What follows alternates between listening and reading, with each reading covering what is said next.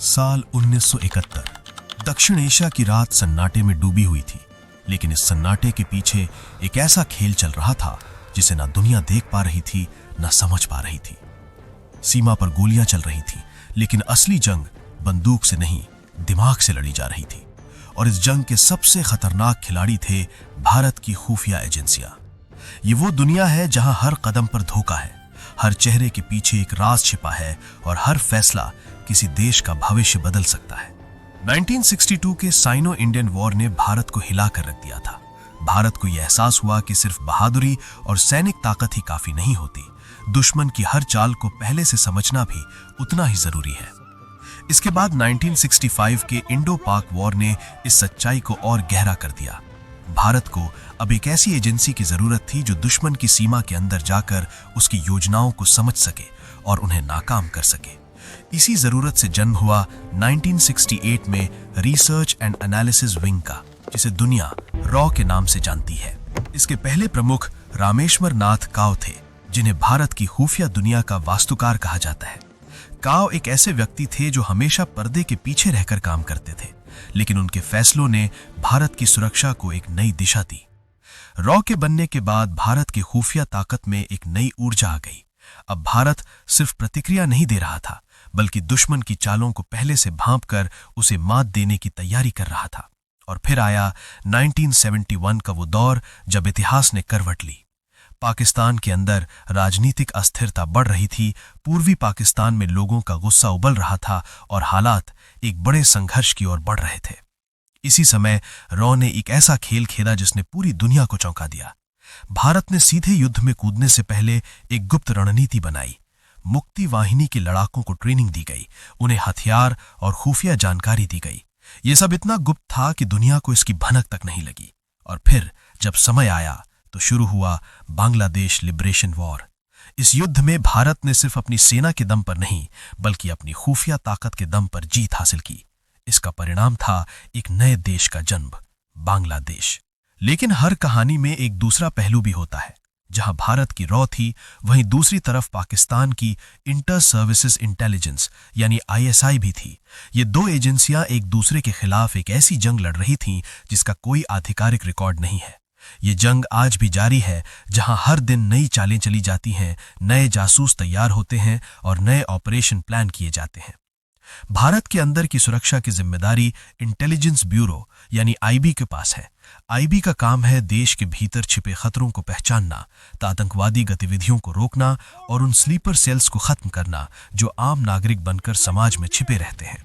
ये काम आसान नहीं है, क्योंकि दुश्मन अब सामने से नहीं आता, बल्कि अंदर ही अंदर अपनी जड़ें फैलाता है। सोचिए कि ऐसे इंसान के बारे में जो सालों तक अपने ही देश से दूर दुश्मन की जमीन पर रहता है। उसकी हर सुबह डर के साथ शुरू होती है और हर रात अनिश्चितता के साथ खत्म होती है। वो किसी और नाम से जीता है, किसी और पहचान के साथ रहता है, और उसकी असली पहचान सिर्फ कुछ लोगों को ही पता होती है।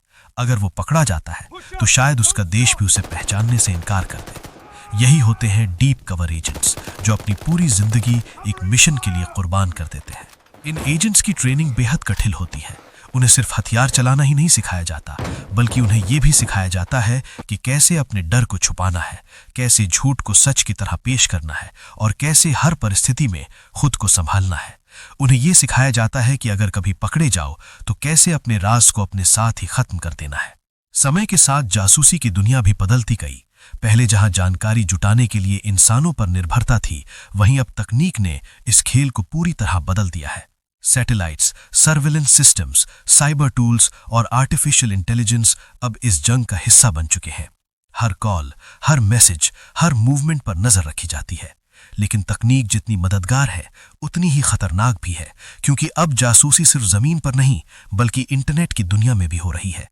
साइबर अटैक्स के जरिए दुश्मन के सिस्टम को ठप करना, उसकी जानकारी चुराना और उसके नेटवर्क को कमजोर करना अब आम बात हो गई है। 1970s के दशक में जब पाकिस्तान चुपचाप अपना परमाणु कार्यक्रम विकसित कर रहा था, तब भारत के लिए ये एक बड़ा खतरा बन गया था। रॉ ने इस खतरे को समझा और एक बेहद गुप्त मिशन शुरू किया, जिसे ऑपरेशन कहूटा के नाम से जाना जाता है। इस मिशन का मकसद था पाकिस्तान के न्यूक्लियर प्रोग्राम की जानकारी हासिल करना। यह मिशन इतना खतरनाक था कि इसमें शामिल एजेंट्स को हर पल अपनी जान का खतरा था। जासूसी की इस दुनिया में सबसे खतरनाक खेल होता है डबल एजेंट्स का। एक ऐसा व्यक्ति जो दोनों तरफ काम करता है लेकिन असल में किसी का भी नहीं होता। ये लोग सबसे ज्यादा नुकसान पहुंचा सकते हैं क्योंकि इन्हें दोनों पक्षों की जानकारी होती है। एक छोटी सी गलती और उनकी मौत तय होती है। कुछ दुश्मन ऐसे होते हैं जिन्हें पकड़ा नहीं जा सकता। ऐसे में खुफिया एजेंसियां कोवर्ट ऑपरेशंस का सहारा लेती हैं। ये मिशंस इतने गुप्त होते हैं कि इनका कोई आधिकारिक रिकॉर्ड नहीं होता, लेकिन इनके परिणाम बहुत बड़े होते हैं। कई बार एक छोटी सी कार्रवाई किसी बड़े खतरे को खत्म कर देती है। रॉ का नेटवर्क सिर्फ भारत तक सीमित नहीं है। इसके एजेंट्स दुनिया के कई हिस्सों में फैले हुए हैं। मिडिल ईस्ट, यूरोप और साउथ एशिया में इसके ऑपरेटिव्स काम करते हैं। कई बार एम्बेसी में काम करने वाले लोग असल में इंटेलिजेंस ऑफिसर्स होते हैं जो डिप्लोमेटिक कवर के पीछे अपनी असली जिम्मेदारी निभा रहे होते हैं। आज की दुनिया में जासूसी का सबसे बड़ा मैदान साइबर स्पेस बन चुका है। यहाँ बिना गोली चलाए ही युद्ध लड़ा जाता है। बैंकिंग सिस्टम्स को हैक करना, मिलिट्री डेटा चुराना और फेक इंफॉर्मेशन फैलाना इस जंग के नए हथियार हैं। भारत ने भी इस क्षेत्र में अपनी ताकत को तेजी से बढ़ाया है और अब वो साइबर डिफेंस में भी मजबूत हो रहा है। आसमान में घूमते सैटेलाइट्स अब दुश्मन की हर गतिविधि पर नजर रखते हैं। मिसाइल लॉन्चेस से लेकर बॉर्डर मूवमेंट्स तक सब कुछ ट्रैक किया जाता है। ये तकनीक इतनी एडवांस हो चुकी है कि दुश्मन की छोटी से छोटी हरकत भी नजर से नहीं बचती। लेकिन इन सब के बावजूद खतरे खत्म नहीं हुए हैं। 26 नवंबर 2008 का दिन भारत के इतिहास में एक काले अध्याय के रूप में दर्ज है। 2008 मुंबई अटैक्स ने यह दिखा दिया कि एक छोटी सी चूक कितनी बड़ी तबाही ला सकती है। इस हमले के बाद भारत ने अपनी सुरक्षा व्यवस्था को और मजबूत किया, लेकिन यह भी समझा कि जंग अब पहले से ज्यादा जटिल हो चुकी है। समय के साथ भारत ने अपनी रणनीतियों को भी बदला। अब वो सिर्फ बचाव नहीं करता, बल्कि जरूरत पड़ने पर जवाब भी देता है। 2016 उरी अटैक के बाद भारत ने सर्जिकल स्ट्राइक करके ये साबित कर दिया कि वो अपने दुश्मनों को उनके घर में घुसकर जवाब दे सकता है। इस ऑपरेशन के पीछे महीनों की प्लानिंग, इंटेलिजेंस गैदरिंग और कोऑर्डिनेशन था। भारत के अंदर सबसे बड़ा खतरा स्लीपर सेल से होता है। ये लोग सालों तक आम नागरिकों की तरह रहते हैं और सही समय आने पर हमला करते हैं। इन्हें पहचानना बेहद मुश्किल होता है, लेकिन आईबी और अन्य एजेंसियां लगातार इन पर नजर रखती हैं। 2008 के बाद भारत ने नेशनल इन्वेस्टिगेशन एजेंसी यानी NIA का गठन किया, जो आतंकवाद से जुड़े मामलों की जांच करती है और अंतर्राष्ट्रीय नेटवर्क को उजागर करती है। NIA ने कई बड़े आतंकवादी नेटवर्क को खत्म किया है और देश की सुरक्षा को मजबूत किया है। लेकिन इन सब के बीच सबसे बड़ी सच्चाई यह है कि इन एजेंसियों के असली हीरो कभी सामने नहीं आते। ना उनके नाम होते हैं, ना चेहरे। कई एजेंट दुश्मन देश की जेलों में अपनी जिंदगी गुजार देते हैं, कई कभी वापस नहीं आते, लेकिन उनकी कुर्बानी ही देश को सुरक्षित रखती है। ये दुनिया रहस्य से भरी है, जहां हर कदम पर खतरा है और हर फैसला जिंदगी और मौत के बीच की दूरी तय करता है। भारत की खुफिया एजेंसियां हर दिन, हर पल एक ऐसी जंग लड़ रही है जिसे हम कभी देख भी नहीं पाते। क्योंकि ये जंग सिर्फ सीमाओं पर नहीं, बल्कि दिमागों के अंदर लड़ी जाती है। यहाँ गोली चलने की आवाज नहीं आती, लेकिन इसके असर से पूरी दुनिया हिल सकती है। समय के साथ ये खेल और खतरनाक होता गया। दुश्मन अब सिर्फ बाहर नहीं था, बल्कि अंदर भी अपनी जड़ें जमाने लगा था। भारत के कई शहरों में ऐसे नेटवर्क सक्रिय थे जो बाहर बैठे आकाओं के इशारों पर काम करते थे। इन्हें ही स्लीपर सेल्स कहा जाता है।